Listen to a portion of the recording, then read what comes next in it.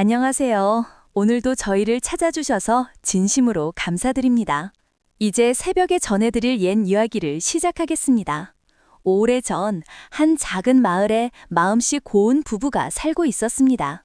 그들은 늦둥한 아들을 보게 되었고, 비록 형편이 넉넉하지 않았지만 아들을 귀하게 여기며 달수라는 이름을 지어주고 정성을 다해 키웠습니다. 천한 상민으로 살아가는 삶이 슬펐던 그 부부는 아들만큼은 글을 배워 양반 대접을 받을 수 있도록 하고자 결심했습니다. 그들은 소를 팔고 밭을 팔아 서당에 보내고 봄이면 품팔이를 하며 겨울에는 비절지면서도 살아갔습니다. 우리 달수가 글을 익혀 대과에 급제하면 어머니의 서러움도 끝날 거야. 어머니는 밤마다 호롱불 아래에서 달수의 해진 도포를 꿰매며 그러한 기도를 반복했습니다. 달수는 부모의 마음을 알고 있었지만 글재주가 부족했습니다. 몇 번의 과거에 나갔지만 낙방만 거듭했고 해가 갈수록 집안 형편은 더욱 어려워졌습니다. 그러던 어느 날 아버지가 병에 걸려 눕게 되었고 약값을 감당하지 못한 채 이듬해 봄에 세상을 떠났습니다.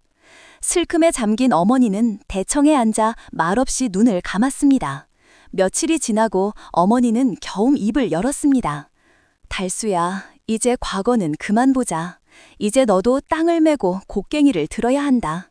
농사라도 지어야 우리 밥 한 끼라도 먹을 수 있을 거야. 달수는 아무 말 없이 고개를 숙였습니다. 한참을 망설이다가 조심스럽게 입을 열었습니다. 어머님, 염치 없지만 이번 한 번만 더 과거를 보러 가게 허락해 주십시오. 이번이 마지막이라 여기고 모든 걸 걸겠습니다. 만약 이번에도 낙방한다면 그때는 미련 없이 곡괭이를 들고 땅을 매겠습니다. 어머니는 아무 말 없이 안방으로 들어갔습니다. 잠시 후 반쯤 찢어진 돈주머니 하나를 내밀었습니다. 그 안에는 몇 해 전 아버지가 숨겨두었던 쌈짓돈이 들어있었습니다. 이게 마지막이다. 먹을 것도 없으니 가면서 굶지 말거라. 그날 달수는 눈을 감고 절을 올렸습니다. 그리고는 갓을 쓰고 보자기를 메고 한영으로 향했습니다. 보자기 안에는 어머니가 정성껏 싸둔 마른 떡 몇 조각이 들어있었습니다. 길 가며 배고플 때 씹어라. 물은 아껴 먹고. 어머니의 당부가 귀에 남았습니다. 며칠을 걷고 또 걸었습니다. 낮에는 땀이 등줄기를 타고 흘렀고 밤에는 이슬에 발이 젖었습니다. 해가 기울고 다리는 부풀어 오르며 입술은 바짝 말라갔습니다. 그러던 중 산을 넘어 작은 절 하나가 눈에 들어왔습니다. 달수민 그 절의 뒷마루에 걸터 앉아 보자기 속을 꺼냈습니다. 떡은 딱딱했고 입안은 바짝 말라 있었습니다. 어휴, 돌을 씹는 건지 떡을 씹는 건지. 그는 떡을 조심스럽게 쪼개어 입에 넣고 말없이 씹으며 밤을 지새웠습니다. 그렇게 날이 밝고 아침이 오자 달수는 한양을 향해 다시 발걸음을 옮겼습니다. 장터한 귀퉁이, 햇빛도 잘 들지 않는 그늘 아래 허름한 거적을 깔고 앉은 거지 노인이 있었습니다. 사람들은 그 옆을 지나며 흑금 보거나 킥 웃으며 고개를 돌렸습니다. 노인은 누더기 저고리를 걸친 채 검은 손톱을 기르며 말없이 앉아 있었습니다. 앞에는 빗발종이 한 장이 놓여 있었고 그 위에는 어디서 주워왔는지 모를 돌멩이 세 알이 덩그렇게 놓여 있었습니다. 달수는 그 앞을 지나치다 문득 발을 멈췄습니다. 누구보다 초라한 차림이지만 그 노인의 얼굴이 어쩐지 더 안타깝게 느껴졌습니다. 달수는 품속을 뒤적여 쌈짓돈 가운데 남은 동전 하나를 꺼내어 내밀었습니다. 별것은 아니지만 이걸로 뭐라도 사드시게요. 달수는 고개를 살짝 숙이며 덧붙였습니다. 사흘째 제대로 먹지 못해서 서로 어렵긴 하죠. 거지는 그 동전을 받지 않고 달수의 얼굴을 찬찬히 훑어보더니 한마디 툭 내뱉었습니다. 손이나 좀 내보시게. 예? 손금 좀 보자. 내 사주 한번 봐주지. 거지는 달수의 손바닥을 펴보더니 말없이 손가락 끝으로 쓱쓱 문질렀습니다. 그러곤 코웃음을 한번 흘리며 말했습니다. 손바닥이 부드럽구만. 논이랑 밭은 못 갈아봤을 상일세. 달수는 웃음을 지으며 대답했습니다. 예, 뭐 아직은요. 거지는 달수의 손을 잡고 이리저리 돌려보며 중얼거렸습니다. 손마디는 굵고 선은 얇고 며칠 목은 있는데 자꾸만 비껴가 우먼. 이번에도 과거에는 붙지 못할 걸세. 그 말에 달수는 눈을 동그랗게 떴습니다. 예, 아니 어르신, 그게 무슨 말씀이십니까? 제가 과거를 보러 가는 걸 어떻게 아시고? 거지는 쭈그리고 앉아 붓을 들었지만 문은 아직 들어서지 못했고 떼은 있지만 길은 여전히 어두운 것이라며 한숨을 쉬었습니다. 그럼 팔자구먼. 달수는 긴장한 얼굴로 물었습니다. 그래서 이번에도 낙방이란 말씀이신가요? 거지는 고개를 끄덕이며 대답했습니다. 그렇소. 그냥 이 길로 곧장 한양으로 가면 이번에도 성문 밖에서 한숨만 쉬고 돌아오게 될 것이요. 달수는 숨을 삼켰습니다. 허면 제가 어찌해야 합니까? 거지는 이번엔 달수를 바라보며 또렷하게 말했습니다. 허나 한양으로 가는 길에 귀인을 만나게 될 것이요. 조라해 보이거든 그냥 지나치지 마시오. 겉은 누덕지지만 그 사람의 손 안에 잔의 복이 들었을 것이요. 달수는 입술을 달싹이며 물었습니다. 그 귀인이 절 도와준단 말씀이십니까? 끄복이 지나가면 오래도록 허탕일 테지. 그 말을 끝으로 거지는 등을 돌리고 눕더니 집신을 벗어 머리맡에 놓고 눈을 감았습니다. 더는 말도 눈빛도 주지 않았습니다. 달수는 그 자리에 한참 서 있다가 엽전을 조심스럽게 바닥에 내려놓고 돌아섰습니다. 허참 그럴듯하군. 귀인이라니. 복까지 다 갖춘 사람이 이 길에 나타나기나 할까. 그런 게 있다면 진작 나타났겠지. 그렇게 중얼거리며 달수는 다시 길을 떠났습니다. 그럼에도 불구하고 거지의 말이 귀에서 떨어지지 않았습니다. 장터를 벗어난 달수는 옷깃에 묻은 흙먼지를 털며 혼잣말을 내뱉었습니다. 정말 이번에도 또 떨어지진 않겠지. 그러면 이젠 진짜로 어머님 모시고 농사일이나 지어야 할 테지. 혼잣말은 한숨으로 바뀌었고 한숨은 점쟁이의 말로 이어졌습니다. 이번에도 과거에 낙방할 것이오. 허나 귀인을 만나면 절대 그냥 지나치지 마시오. 귀인이면 뭐 별을 치라도 만나란 말인가? 허허, 거짓말 믿는 놈이 내가 될 줄이야. 달수는 코를 훌쩍이며 한숨을 지었습니다. 그 사이 해는 서산으로 넘어가고 사방은 어스름이 내려앉기 시작했습니다. 달수는 고개를 이리저리 돌리며 혼잣말을 이어갔습니다. 어찌 이리 캄캄하단 말이냐. 어디 주막 간판이라도 보이면 좋으련만 발바닥은 불이 나고 등골은 휘겠구먼. 그러나 사방팔방에 불빛 하나, 연기 한 줄기조차 보이지 않았습니다. 길은 점점 숲으로 들어갔고 바람결에는 산짐승 요울음소리가 섞여들었습니다. 방금 산짐승 짖는 소린가? 개? 아니지, 그럼 설마 늑대? 달수는 발걸음을 재촉했지만 뒤에서 부스러지는 낙엽 소리가 들렸습니다. 아이고야, 이거 장원이고 뭐고 오늘 저승문턱에 가는 건 아닌가? 산짐승의 밥이 될 판이로구만. 순간 어둠 속에서 무언가가 번쩍 눈을 빛냈습니다. 달수는 뒷걸음질을 치다가 발이 꼬여 주저앉았습니다. 그때 짙은 어둠 너머에서 누군가 큰 소리로 외쳤습니다. 이놈들 섞어지지 못할까? 어디선가 처녀의 고함이 터졌고 곧장 어둠 속에 불빛 하나가 어름거렸습니다. 길가 풀숲에서 누군가가 집으로 감싼 횃불을 손에 들고 마구 휘두르고 있었습니다. 불꽃이 크고 화려하게 휘돌며 번졌고 그 불빛에 놀란 산짐승 몇 마리가 울음을 지르며 허겁지겁 숲속으로 달아났습니다. 달수는 그 자리에 주저앉아 숨을 헐떡였습니다. 아이고, 살았다. 불빛 너머에서 낯선 여인이 조용히 모습을 드러냈습니다. 낡은 저고리에 해진 치마를 입고 품에는 조그만 보따리 하나를 꼭 안고 있었습니다. 눈빛은 또렷했으나 어딘지 모르게 슬퍼 보였습니다. 괜찮으십니까? 맑으면서도 낮게 딸린 목소리가 들렸습니다. 달수는 그제야 고개를 들어 여인을 바라보았습니다.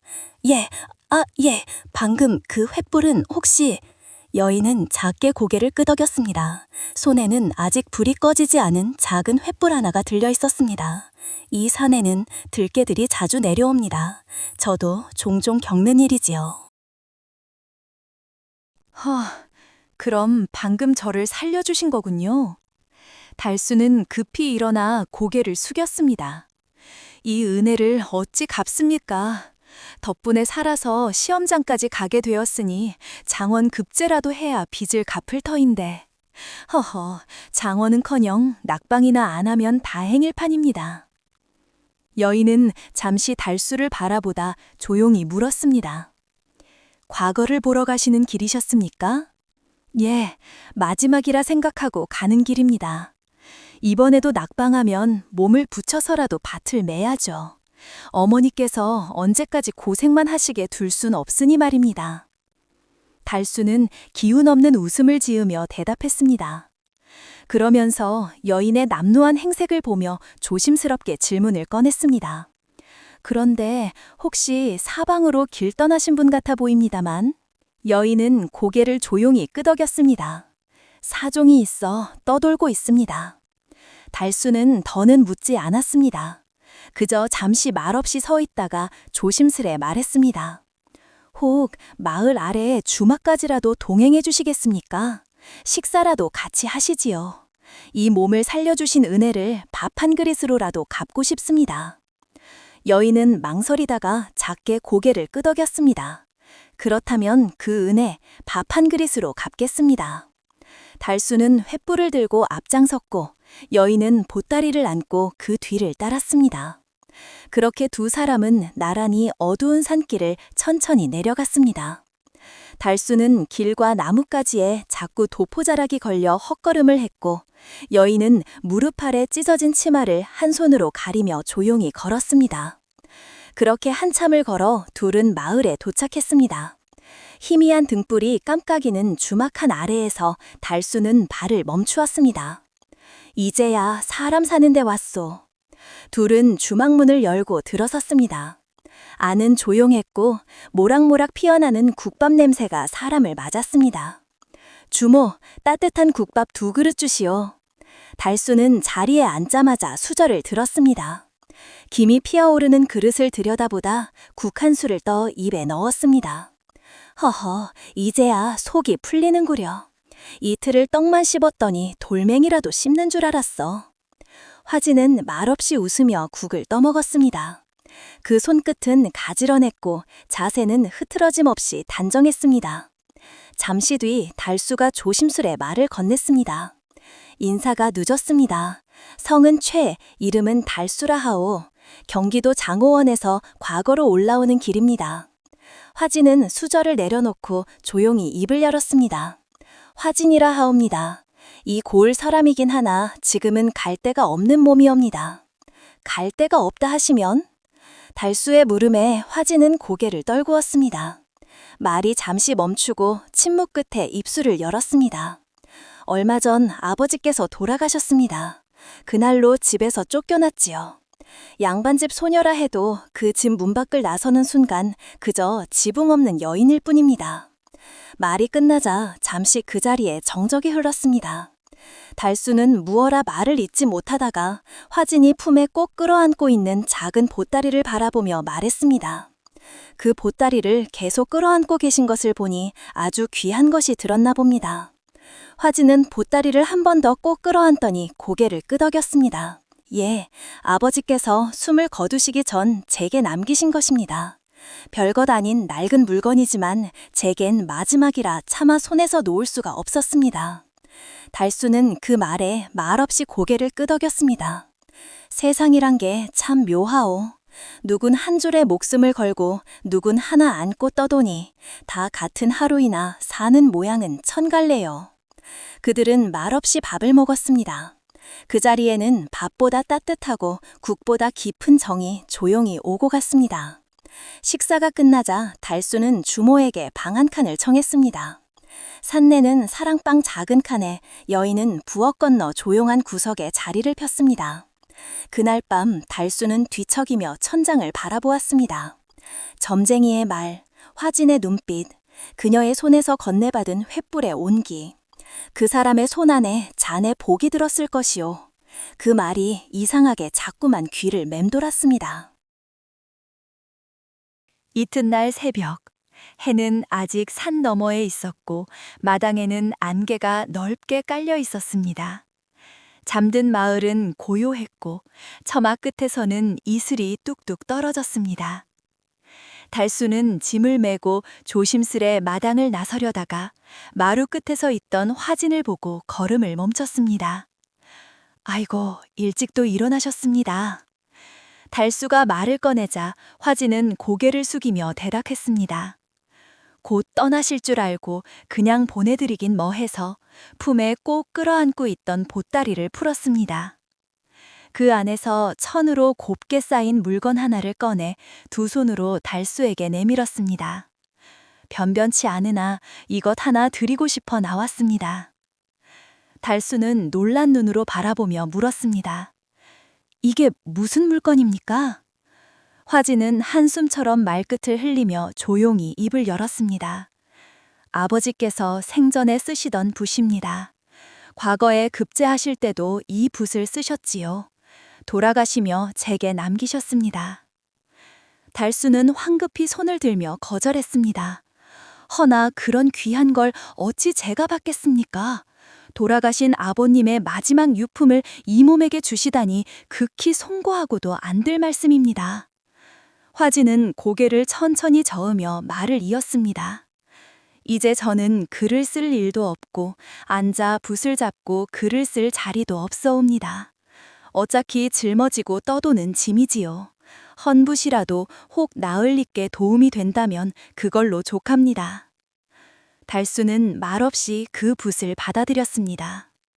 붓대는 오래되어 닳았고 붓털은 조금 갈라져 있었지만 손에 쥐어지는 감촉은 묘하게 낯설지 않았습니다. 마치 언젠가부터 이 손에 들려 있어야 할 물건처럼 느껴졌습니다. 달수는 고개를 깊이 숙이며 또박또박 말했습니다. 이 붓 마음 다해 마지막이라 여기고 써보겠소. 장원은 못할지언정 부끄럽지 않게 앉아 글을 써보겠소이다. 화진은 조용히 웃었습니다. 그리 말씀하시니 더 바랄 것이 없사옵니다. 두 사람은 한동안 말없이 마주섰습니다. 붓 하나를 사이에 두고 새벽바람이 옷깃을 스쳤습니다. 그러다 달수가 입을 열었습니다. 오늘 저녁 즈음엔 아마도 성문이 보이겠죠. 한양도 머지 않았습니다. 부디 그 붓에 담긴 마음이 글 속에 닿기를 바라옵니다. 달수는 붓슬품 깊숙이 넣으며 말했습니다. 고맙소이다. 그는 보따리를 다시 메고 땅을 한번 꾹 밟은 뒤 천천히 길을 나섰습니다. 뒤돌아보지 않았지만 한참 동안 화진의 시선을 등에 느낄 수 있었습니다. 그날 새벽 달수는 산을 내려가 과거를 보러 가는 길에 올랐습니다. 그리고 그 붓은 단지 글을 쓰는 도구가 아니라 달수의 인생을 다시 쓰게 할 운명의 열쇠가 되었습니다.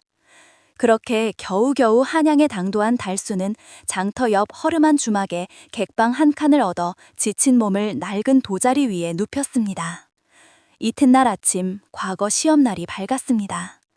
달수는 새벽 공기를 마시며 화진이 건네준 붓을 조심스레 꺼내들고 시험장에 들어섰습니다. 눈앞에 펼쳐진 시험지는 새하얗고 붓 끝에는 먹물이 가득했습니다. 한참을 머뭇거리다 달수는 조심스럽게 첫 자를 적었습니다. 그러자 신기하게도 손이 멈추지 않았습니다. 무슨 글을 쓰는지, 무슨 뜻을 적는지도 제대로 생각할 겨를도 없이 붓이 알아서 종이를 메워가기 시작했습니다. 머리가 아니라 손이 먼저 움직였고 생각이 아니라 감촉이 글을 이끌었습니다.